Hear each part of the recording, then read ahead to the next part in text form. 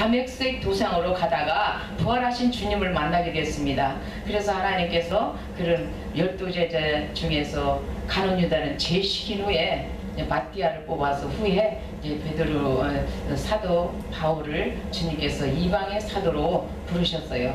그래서 오늘 그게 제일 조력자요 동력자요 하나님께서 신복같이 쓰이는 디도를 이렇게 보내서 고린도 교회에서 일할 수 있게 했습니다. 근데 고린도 교회에서 일하는데 이제 예루살렘 교회에서도 일할 때 물질이 필요해요. 우리가 하나님의 사역을 하는데도 꼭 물질이 필요합니다. 아멘. 주님의 말씀을 가지고 생명의 말씀을 전한다고 하지만 말씀만 가지고 이렇게 우리가 살 수 있나요? 물질도 따라줘야 돼요. 아멘. 하나님 먼저는 생명의 말씀이지만 우리의 사역하는 데 대해서 우리가 삶 가운데 물질이 꼭 필요하다는 것입니다. 아멘. 물질을 통해서 이렇게 물질을 어떻게 귀하게 쓸 것인가를 본문을 통해서 말씀해 주셨지만 이제 하나님 앞에 오늘 감사하는 것을 제가 말씀을 드리고자 합니다.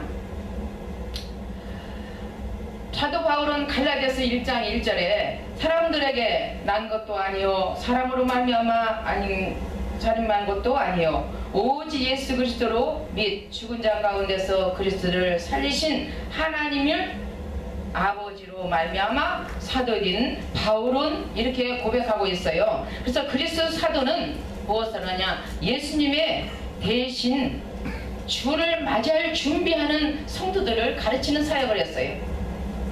그래서 하나님이 추수와 일꾼 12제자를 뽑으시고 70인 사역을 하도록 70인들을 뽑으시고 또한 하나님께서 맡은 바 구할 것을 충성하게 지혜로운 충성인 종들을 뽑아서 하나님 말씀을 선포케 하고 믿는 도리의 사도 역할을 감당하도록 역사해 주셨어요. 그래서 고린도전서 4장 1절에도 그리스도의 일꾼은 어떻게 되냐?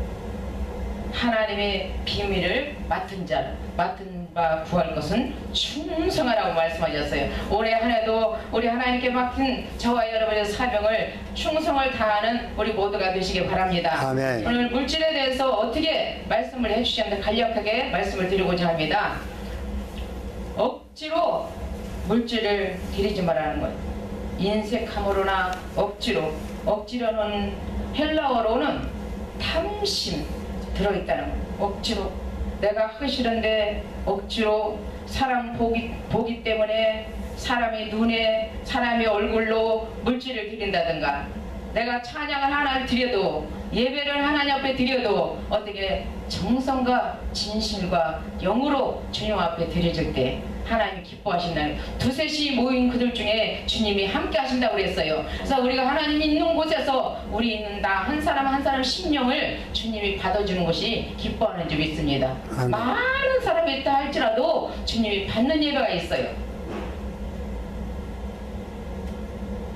그래서 억지로 드리지 말라는 억지로 드리지 말 하나님께 영광을 올려드리도록 이렇게 하나님 앞에 물질을 드려라고 말씀하셨습니다.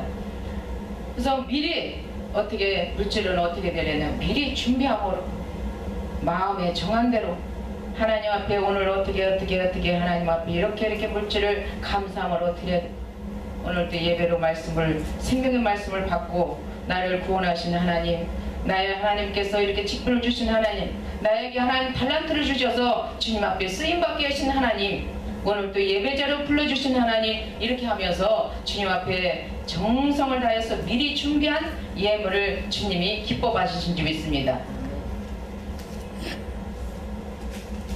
9장 9절에 이렇게 말씀하시죠. 시편 11편 9절에 저가 재물을 흩어 빈궁한 자에게 주었으니 그 의가 영원히 있고 그뿐이 영화로이 되리로다 이렇게 말씀하셨습니다. 잠언 19장 17절에도 가난한 자를 불쌍히 여기는 것은 여호와께서 꾸이는 것이니 그 선행을 갚아 주시리라고 말씀하셨고 또는 마태복음 19장에 선한 부유한 청년이 있었어요. 그래서 내가 선한 일을 해야 영생을 어떻게 얻어야 합니까? 어떤 선한 일을 해서 영생을 얻습니까? 이렇게 예수님한테 물어봤을 때 19장 21절에 내 소유를 팔아 가난한 자들 주라. 그리하면 하늘에서 보화가 내게 있으리라고 말씀하셨어요. 그럴 때 이 부자 청년은 아까워서 제자 되기 싫어서 떠났다는 거예요. 물질을 드리고 자기 소유를 다 팔아서 주님 앞에 드렸다면 선한 일을 함으로 영생을 얻었을 텐데 그는 영생을 얻지 못하는 일을 했어요. 누가복음에도 나오는 갑자기 생각이 안 납니다. 19장 나사로 아니고 9장 삭개오가 이렇게 하나님 앞에 열심히 주님을 만나고 그가 회개하고 4배나 갚아서 가난한 자들을 도와준 자가 있었어요.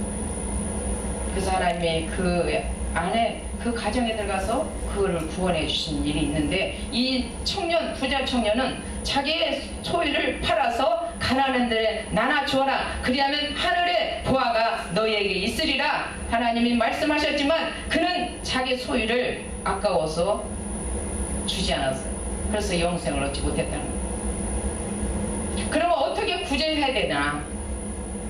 마태복음 6장 2절에서 4절에 너는 구제할 때 어떻게? 오른손이 하는 것을 모르게 왼손이 모르게 하여 내 구제함이 은밀하게 하라. 은밀한 하나님께서 보신다. 은밀하게 기도할 때 주님이 보십니다. 은밀하게 하나님 봉사할 때 주님이 보십니다. 주님을 위해서 헌신할 때 보십니다. 은밀하게 주님 앞에 감사함이 예물 드릴 때 주님이 보신다는 것입니다. 어떤 사람은 물질을 드려도 생색을 내요. 생색내는 사람 많잖아요. 또 교만한 사람도 많아요. 그러나 하나님은 그런 것을 기뻐하지 않는다는 거예요. 하나님의 영광을 돌리는 물질이 되지 않습니다.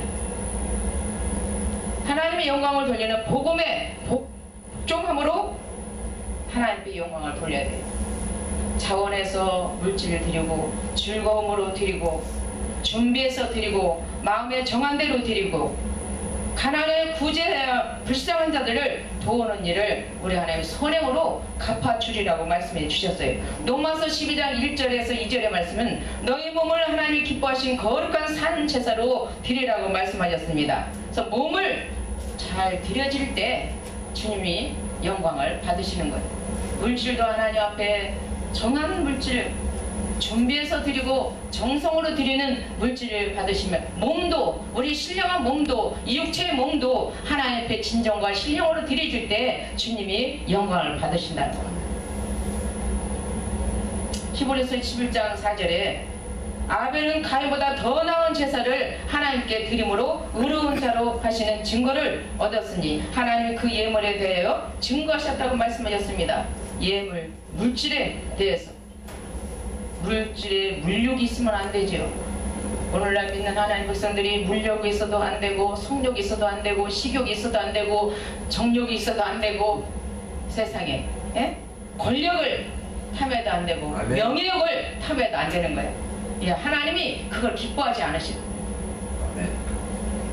진정 신령으로 주님 앞에 드려질 때 주님 기뻐하신다. 고린도후서 8장 14절에 저희 부족한 것을 보충한 후에 저희 유하여온 것으로 너희 부족한 것을 보충하여 평균하게 하려 함이라고 말씀하셨습니다. 흠이 없는 것으로 또한 물질을 주님 앞에 드려야 돼요. 레위기 20장 22장 20절에 무릇 흠 있는 것을 너희는 드리지 말 것은 그것이 연락되지 못할 것임이라고 말씀합니다. 말라기에서도 말씀하셨어요. 흠이 있는 것을 드리지 말도록. 무릇 흠이 있는 것을 너희는 드리지 말 것은 그것이 연락되지 못할 것이라. 인색함으로 억지로 드러내는 것을 주님이 기뻐하지 않아요. 주님이 영광 받으시지 않는 자원함으로 기쁨으로 감사함으로 하나님 앞에 드려질 때 주님이 기뻐하시는 그것도 어떻게 후하게 자원해서 즐거움으로 기쁨으로 후하게 드릴 때 주님이 받으시고 영광을 받아주신다는 거예요. 아까워서 쪼개서 이렇게 나눠서 내 생각이 벌써 다 있어가지고 계산해서 이걸 드리는 것을 주님이 기뻐하십니다.